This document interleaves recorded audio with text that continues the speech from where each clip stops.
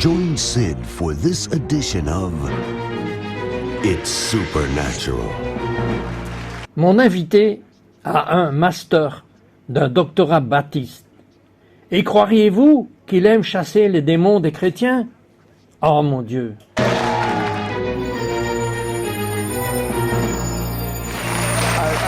Je suis ici avec Rodney Haugen. Rodney, vous avez juste vu un beau séminaire baptiste et il y a un conférencier invité et tout d'un coup il commence à parler de démons. Pourquoi a-t-il été tellement secoué? En fait, la classe était finie et je parlais juste de ceci et cela avec le pasteur et il nous disait juste à propos de sa journée, vous savez, aujourd'hui nous avons servi 3 personnes qui avaient des démons. Et tout d'abord je suis devenu excité parce que je pensais, oh mon Dieu, je veux dire ici ce sont des choses du Nouveau Testament, donc je pense que nous allons faire quelque chose ici et je vais apprendre quelque chose. Et ensuite il a dit, vous savez, et 2 étaient des chrétiens. Je me suis dit, oh non, la première pensée dans ma tête, je ne peux pas croire cela, je n'y crois pas. En réalité, j'ai pensé cette chose à travers, je veux dire, je n'avais pas vraiment une théologie très développée, parce que ça ne m'avait jamais traversé l'esprit. Mais j'ai juste eu cette forte pensée que je ne crois juste pas en cela. Maintenant, je réalise que ces pensées n'étaient pas mes pensées, mais à ce moment-là, je pensais que c'était les pensées de quelqu'un. Vous pensiez que c'était votre pensée, pas forcément venant de vous, mais allez-y. Avant, oui, c'est pourquoi j'ai dit, je ne peux pas croire en ceci, mais la prochaine chose est que je devais sortir de là. J'étais comme si je devais sortir de cet endroit. J'ai donné une excuse, oh mon Dieu, je veux rentrer à la maison. J'étais dans ma voiture et je rentrais à la maison et je demandais comment cela se produit-il, comment un chrétien peut-il avoir un démon? J'ai été juste un peu averti comme cela se produit et ensuite le Saint-Esprit a envahi ma pensée et m'a parlé si clairement que ce n'était pas audible, mais c'était assez proche. Et il a dit, Rodney, c'est ce que tu as. Quelqu'un entend-il de Dieu? Quelqu'un va entendre cela? Je me suis juste mis en colère, je veux dire, j'ai pensé que j'étais juste devenu fou. Et j'ai dit, tu ne peux pas m'avoir, tu ne m'appartiens pas, au nom de Jésus-Christ, je te commande de me quitter. Et j'ai senti cette chose me quitter. La chose dans laquelle vous ne croyez pas. J'ai juste eu une expérience en laquelle je ne croyais pas. Je ne le dirai à personne, ni à ma femme, et je ne vais certainement pas le dire à ce gars. Il y a un grand débat, et laissez-moi donc aborder de front la question que vous connaissez. Un chrétien peut-il avoir un démon?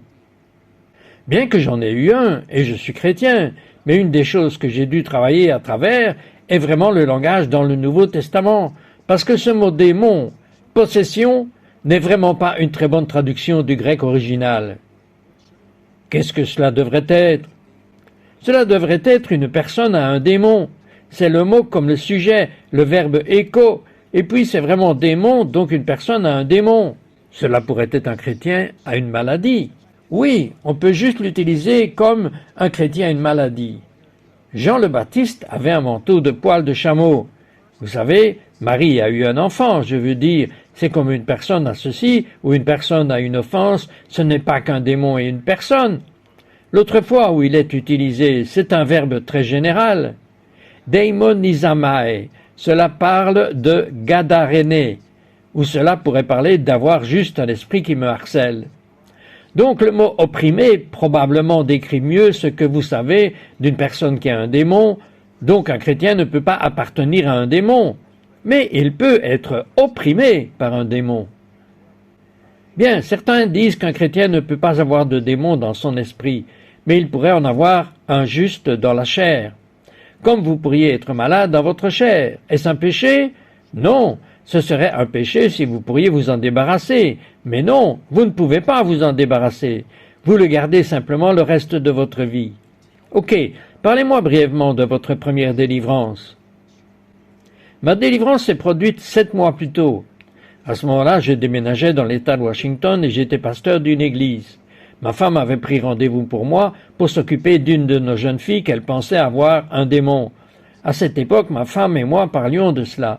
Elle l'a invitée et je demandais à ma femme « Quand as-tu fait cela? Je n'ai jamais fait cela avant que je ne sache vraiment ce que je suis. » Elle m'a dit « Tu es son pasteur. Donc, je devais le faire. Alors elle est venue et j'avais eu un peu d'instructions téléphoniques, mais je ne savais pas vraiment comment commencer cette chose. J'avais juste lu les Écritures, mais cela n'a pas fonctionné. Alors j'ai juste dit, inclinons tous la tête et prions. J'ai fermé les yeux et j'ai prié. Et au fait, ne fermez pas les yeux quand vous exercez votre ministère dans ce domaine. Pourquoi? Bien parce que vous devez voir ce qui se passe. Vous devez observer ce démon que vous connaissez. Bien, mais personne ne m'avait dit les règles, alors je ne le savais pas et j'ai fermé les yeux et j'ai prié. Dès que nous avons eu fini de prier, j'ai regardé ma femme et la jeune fille ne pouvait pas ouvrir les yeux. J'ai regardé ma femme et j'ai dit, « Pourquoi est-ce que tu as fait cela? Tu sais ce que je pense. » Mais j'ai dit, « Au nom de Jésus, j'ordonne à ses yeux de s'ouvrir, » et boum, ils se sont ouverts. Waouh, ça a marché. Et puis, elle ne pouvait pas m'entendre, elle était sourde. Et puis j'ai dit la même chose dans le nom de Jésus. Était-elle naturellement sourde? Elle voyait mes lèvres bouger, mais elle ne pouvait rien entendre. Alors j'ai dit, je commande à ses oreilles de s'ouvrir, et boum, elles se sont ouvertes. Yeah. Et pendant plusieurs heures, c'était la pire expérience de ma vie, parce que je ne savais pas si les démons étaient partis. Mais ils ont fini par partir. Et à la fin de la nuit, j'ai regardé son visage, et j'ai vu un visage de liberté. Et j'ai dit, Seigneur, je n'aime pas le désordre, mais j'aime ce visage. Et avec cette gloire, qu'est-il arrivé? Alors avec cette gloire, elle a été libérée. Vous m'avez dit quelque chose qui est très important, car c'est le don développé en vous pour libérer les gens. Vous avez commencé à regarder une fin de eux comme des individus, pas comme une entreprise, où il y a juste un travail à faire. Je mets le pansement et goodbye. Parlez-moi de cette différence. La première fois que j'ai commencé à exercer mon ministère dans ce domaine, j'avais un travail à faire. Et je n'ai pas vu la personne en tant que personne. Je pensais juste que j'avais un travail. Je vais juste chasser le démon, et c'était donc mon agenda. Puis le Seigneur a commencé à me montrer les gens comme il les voyait. Donc il y a un cœur de compassion qui a commencé à monter en moi. Et je suis passé du simple fait d'avoir un agenda à voir la personne qui est la priorité. La personne est ce qui est important. Donc c'est leur liberté qui doit être un amour, une rencontre avec Jésus. Et donc je devais changer ma manière de le faire. Et le Seigneur l'a fait à propos de me laisser voir la personne comme lui la voyait. Chaque personne a de la valeur. Tout le monde est important. Je vais vous dire, de nombreux croyants ont, et c'est par ignorance, ouvert des portes démoniaques. Rodney exposera l'ouverture des portes à notre retour.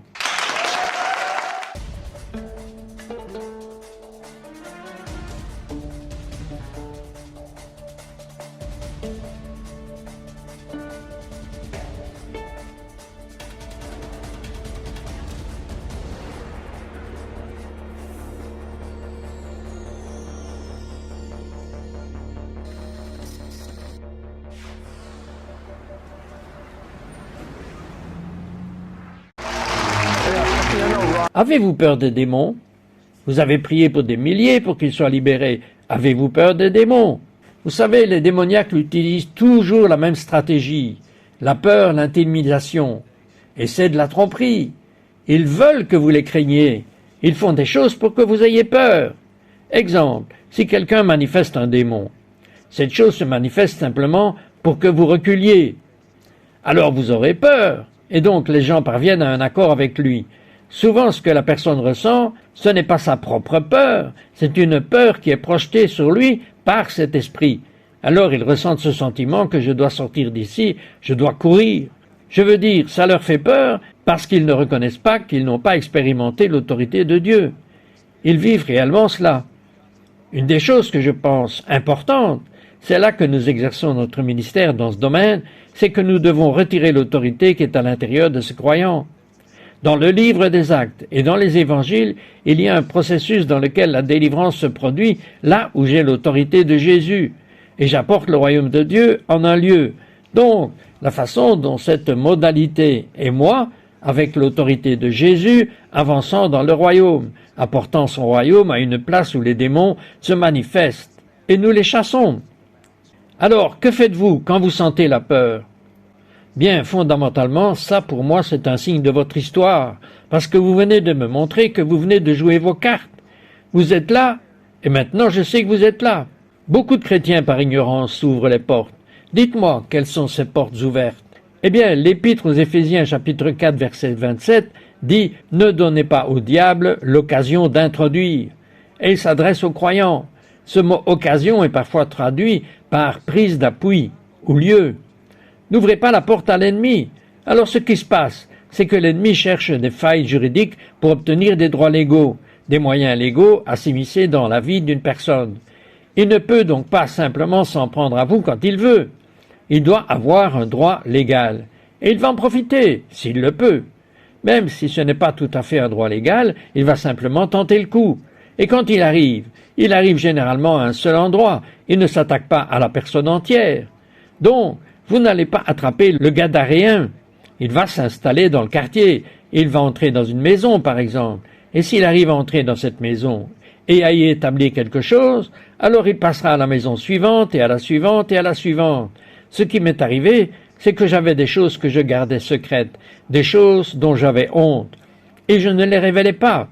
Alors, il y a fait une intrusion dans ma vie. Maintenant, il ne me tenait plus totalement parce que je marchais avec Jésus. Je travaillais dans des églises, j'amenais des gens à Jésus, et tout ça. Donc je faisais beaucoup de choses que je devais faire. Mais cet endroit sombre, j'avais une porte ouverte. Et c'est là qu'il s'emplissait de problèmes dans ma vie. Eh bien, donnez-moi des exemples précis de domaines où les portes sont ouvertes. Par exemple, le péché habituel. Au début, vous avez le contrôle, mais ensuite, c'est le péché qui vous contrôle. Si vous êtes dans l'occultisme, si vous invoquez des démons, vous vous y exposez. Peut-être une secte, peut-être... c'est comme si vous vénériez un autre Dieu, ou d'autres dieux, ou peut-être une diversion, une perversion de Jésus. Ça pourrait être comme une exposition involontaire au mal. Par exemple, regarder la télévision, ou des films avec des choses inappropriées. Oui, ou une mère prêchait à son enfant. Son mari, qui n'était pas croyant, il y a des années, a ramené à la maison le film L'Exorciste. Il l'a montré à leur enfant de 4 ans, et elle a fini par devoir prêcher à ce sujet. Donc il n'a pas choisi de faire ça, il y a juste été exposé. Vous voyez? Et les planches Ouija, et toute cette lecture de pensée et magie et tout ça. Oui, c'est de l'occultisme, parce qu'on invoque un esprit autre que le Saint-Esprit, et on n'a pas la permission de faire cela. Et il y a des choses, comme les drogues, et je ne parle pas de prendre des trucs dont votre corps a besoin, comme de l'aspirine ou des médicaments pour la tension. C'est quelque chose dont votre corps n'a pas besoin. Le manque de pardon, c'est une porte. Blessure, traumatisme, je veux dire, dès que vous êtes affaibli, l'ennemi cherche à en profiter. Je vais vous dire, je vais prendre un risque, vous savez que je le fais de temps en temps. René priera pour la délivrance collective à notre retour.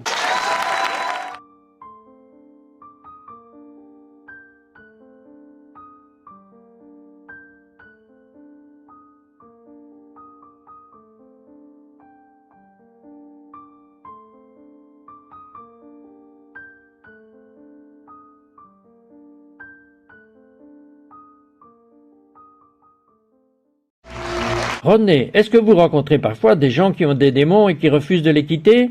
Oui, de temps en temps. Mais vous avez toute cette autorité, comment est-ce possible? Eh bien, ce qui arrive à certaines personnes, c'est qu'il y a un pacte, un mensonge auquel elles ont cru et qui est ancré en elles et qui se manifeste dans leur identité. Par exemple, disons qu'une personne a un esprit de victime et il est là, elle se voit simplement comme une victime, donc elle a une identité de victime. Et il y a beaucoup de choses. J'ai rencontré des gens sourds et je leur dis « Puis-je prier pour que votre audition soit rétablie ?» Ils répondent « Non », parce qu'ils aiment leur communauté de sourds. Oui, voyez-vous, si j'ai une mouche dans cette tasse, je peux soit la faire sortir en la tirant, soit je peux mettre cette tasse sous le robinet et simplement ouvrir le robinet et laisser l'eau s'écouler. Donc, beaucoup de démons, on peut les éliminer si on les tire simplement. On les chasse, on les expulse. Mais ceux qui sont tenaces, qui sont ancrés dans l'identité d'une personne, ce sont ceux-là qu'il faut déloger. Il faut simplement apporter la vérité, il faut la faire revivre, faire entrer en scène et éclairer les recoins dans leur cœur, et commencer à exposer tous ces mensonges profondément enfouis, et les amener au lieu de la vérité. Et en fait, ça ne fait que repousser et déloger les obscurités quand on fait cela. Donnez-moi un exemple d'un mensonge auquel les gens adhèrent. Eh bien, c'est comme si on disait « je n'ai aucune puissance, je n'ai aucune autorité, je suis un raté ». Ou encore « je ne peux pas guérir ». Oui, c'est un mensonge. Ils disent que les autres peuvent guérir, mais pas moi. Oui, et si j'adhère à ce mensonge, alors j'entrave la guérison, parce que j'ai adhéré à quelque chose qui est faux. Je peux être guéri parce que Dieu dit que je peux guérir. Eh bien, voici ce que je crois. Il y a une telle présence de Dieu dans ce studio, même avant l'arrivée de mon invité, mais maintenant elle est encore plus forte. Je crois que vous pouvez prier et libérer beaucoup de gens. Pourquoi ne pas regarder la caméra et prier comme Dieu vous le demande? Eh bien, la première étape est la suivante. Seul Jésus peut vous libérer. Alors, tout d'abord, vous devez avoir une relation avec Jésus, car il est votre libérateur. Vous avez peut-être appris à gérer vos difficultés, mais seul Jésus peut vous libérer. Vous allez donc devoir inviter Jésus à entrer dans votre vie, à être le Seigneur de votre vie, à vous pardonner vos péchés. Et vous allez devoir prendre la décision de suivre Jésus pleinement, aujourd'hui, suivre Jésus sans réserve. Et si vous souhaitez lui confier votre vie entièrement, je vous invite à répéter après moi. Dites simplement, « Cher Jésus, entre dans ma vie, pardonne-moi tous mes péchés. Aujourd'hui, je choisis de te suivre. Je te reconnais comme mon Seigneur. Je te donne mon cœur, mon esprit, mes désirs, mon avenir. Tout de moi t'appartient désormais. Merci Jésus d'être entré dans ma vie. » Maintenant, si vous avez fait cette prière, vous savez que Jésus est entré dans votre vie. Or, si Colossiens chapitre 1, verset 13 dit ceci, « Jésus nous a délivrés du pouvoir des ténèbres et il nous a fait passer dans le royaume du Fils de Dieu. » Alors les ténèbres n'ont plus d'autorité sur vous. Donc si vous avez fait cette prière, ou peut-être connaissez-vous le Seigneur depuis un certain temps, mais vous vous sentez esclave, je veux simplement que vous sachiez que c'est votre droit de naissance d'être libre, car vous n'êtes plus dans ce domaine, vous êtes en réalité dans le royaume de Dieu, le royaume du Fils de Dieu. Maintenant que le Christ est en vous, il est temps d'exercer cette autorité. Alors je veux simplement que vous répétiez après moi. Je suis enfant du roi. Tout ce que Jésus a acheté et payé est mon héritage. Je suis uni au Christ. Je suis mort avec lui. J'ai été enseveli avec lui. Je suis ressuscité avec lui. Je suis assis à la droite du Père, bien au-dessus de toute domination, toute autorité, toute puissance, tout nom qui est nommé, non seulement dans ce siècle, mais dans le siècle à venir. C'est pourquoi j'ai autorité sur la chair, j'ai autorité sur le péché, j'ai autorité sur le démoniaque, j'ai autorité sur la maladie. Et parce que j'ai autorité auprès de Jésus, je brise toute emprise de l'enfer sur moi. Je brise toute malédiction de l'enfer sur moi. Je brise toute malédiction transmise par mes ancêtres. Je brise toutes les malédictions qui viennent du monde qui m'entoure. Je brise toutes les malédictions que j'ai lancées sur moi-même. Pour les armes de mon combat, elles ne sont pas charnelles, elles sont divinement puissantes. Elles abattent les forteresses des ténèbres. Je peux tout faire par le Christ, car celui qui est en moi est plus grand que celui qui est dans le monde. Amen.